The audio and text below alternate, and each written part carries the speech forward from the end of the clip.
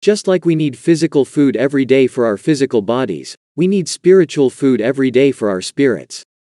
Skip a day and you are hungry. Skip several days and you begin to starve. If we don't connect with God through prayer and the Bible on a daily basis, we gradually starve our spirits. Jesus said in Matthew chapter 4 verse 4, "It is written, man shall not live on bread alone, but on every word that comes from the mouth of God." Familiar ba kayo ng booklet na Our Daily Bread? Isa itong guide to our daily Bible reading. Mayaman sa mga insights para sa ating Christian living and as food in our spiritual aspects. Pause muna tayo sa ating pang-physical tutorials. Dito muna tayo sa ating spiritual aspects. Subukan nyo kung wala pa kayo nakakabasa ng Our Daily Bread. Mai-avail mo yan sa mga bookstore, lalo na sa mga Christian bookstore. Pero kung ayaw niyong pumunta sa mga bookstore dahil nga sa pandemic ngayon, pwede nyo namang buksan sa internet. At yan ang ipapakita ko sa inyo sa video na to.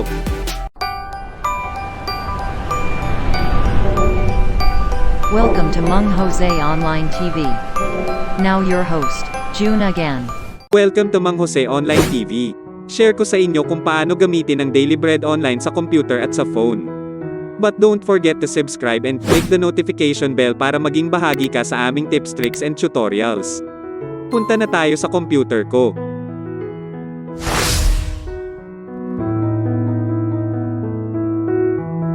Search mo lang at e-type ang Our Daily Bread. Then click Our Daily Bread Daily Devotions. Our Daily Bread Ministry started on 1938 in Grand Rapids, Michigan.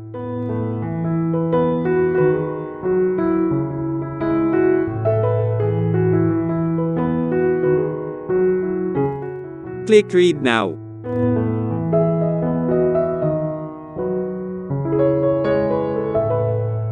Makikita mo dito scripture at ang insight.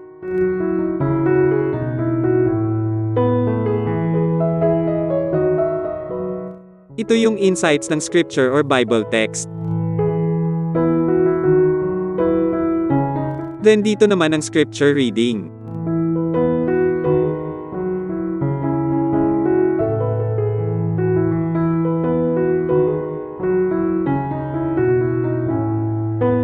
Pwede mo i-play ang kanyang sound habang sinasabayan mo ang pagbabasa ang mga ito. Hey there, and welcome to today's encouragement from Our Daily Bread.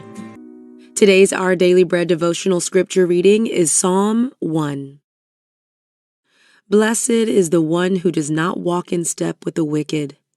Pwede din ito sa mga cellphones natin basta Android at Apple phones lang. Punta ka lang dito sa baba, click mobile app. Dito natin makikita kung saan natin pwede i-download ang mga apps na ito.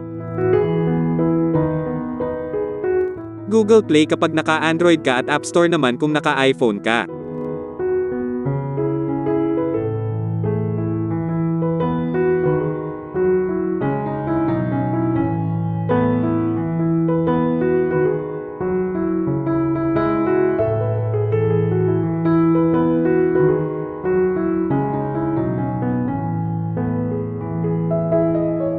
Preview natin ang Android, kahit hindi na sa iOS. Anyway, pareho lang naman sila sa Android.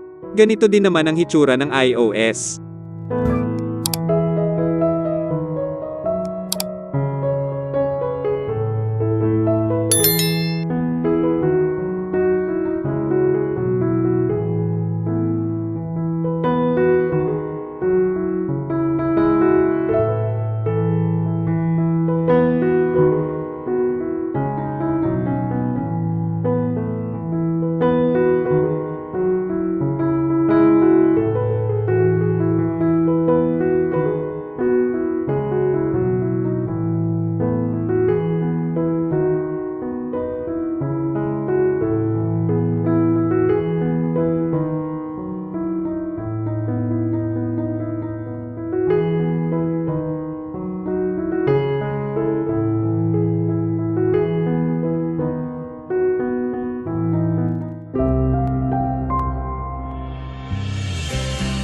Hey there, and welcome to today's encouragement from Our Daily Bread.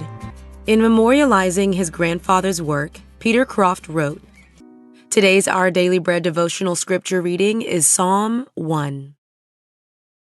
Blessed is the one who does not walk in step with the wicked, or stand in the way that sinners take, or sit in the company of mockers. Kung nakatulong sa inyo ang video na ito, paki-thumbs up. At kung wala ka pa nakapag-subscribe, mag-subscribe ka at i-click ang notification bell para ma-update ka sa bago kong tips, tricks, and tutorials. Maraming salamat sa panunood. God bless you. Bye! Thank you for watching Mang Jose Online TV. Don't forget to like this video and subscribe. See you on next episode.